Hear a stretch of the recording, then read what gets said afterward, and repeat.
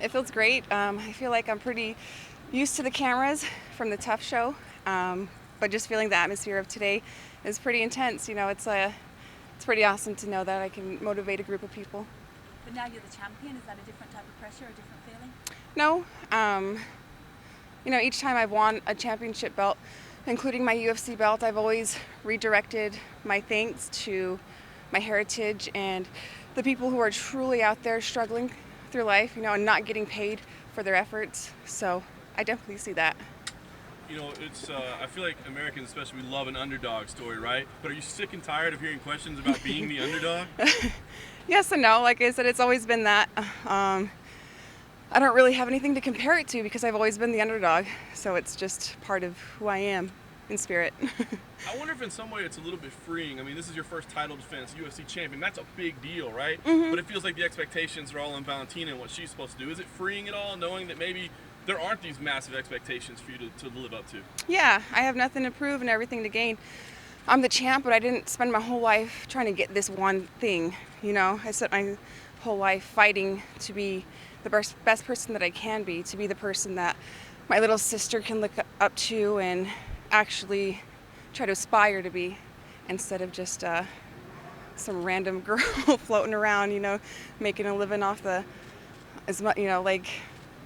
just being who they think they should be, opposed to who they actually can be. Do you ever get frustrated? I mean, the people that you beat on the show and in the final, I mean, those were legitimate contenders, legitimate proven fighters. You didn't beat just up-and-comers. So do you ever sit back and get frustrated and say, why are people not giving me credit for the wins that I got? No, I mean, I made history, That's in itself, to me, rewarding, very rewarding. I'm the first ever women's UFC flyweight champ, first Native American UFC flyweight champ, or UFC champ in general. And then my wins in the Tough show were great. I think those were like kind of my best showings in terms of MMA fighting, even though they didn't go on my record. And that's all captured on film. So if anybody needs to remember that, then they can rewatch it. I'm happy with it. And last thing for me, I mean, you've had such a positive attitude all along, but I wonder, I mean, were there any days, because I feel like your character was almost called into question along the way here, you know what I mean? Like, were there days that you didn't have this positive attitude and that you were upset at the way you were being treated or looked at? There was the time where I could literally not talk because I had stitches in my in my throat due to the tonsillectomy. So that was pretty frustrating. I couldn't talk. I couldn't get my voice out there. So that period was pretty frustrating. But other than that, I have the power and I have the will to push through and persevere, and I think the belt shows that. Nicco, you said in a previous interview I heard that you were going to finish her in the first round. You're probably going to get asked that question a ton of times. It might be different every time.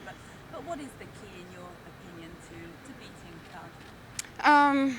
Just being able to be as reactive as she is. She's kind of a counter striker, counter fighter. So not necessarily playing her game, but keeping that in mind.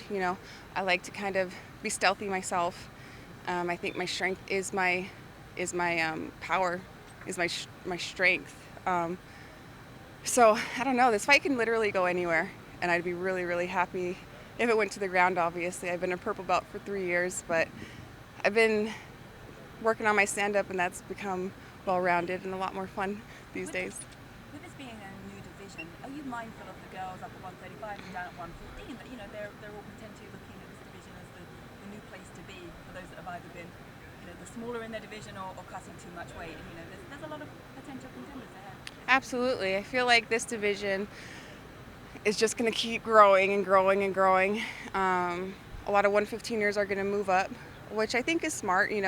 It's smart to have weight classes like this, especially for the females, because just about our biology, sometimes it's like hard. It's harder for us to make the weight. So if we have options for these weight classes, it's going to make it more fun, and it's going to make our MMA careers have a longer longevity.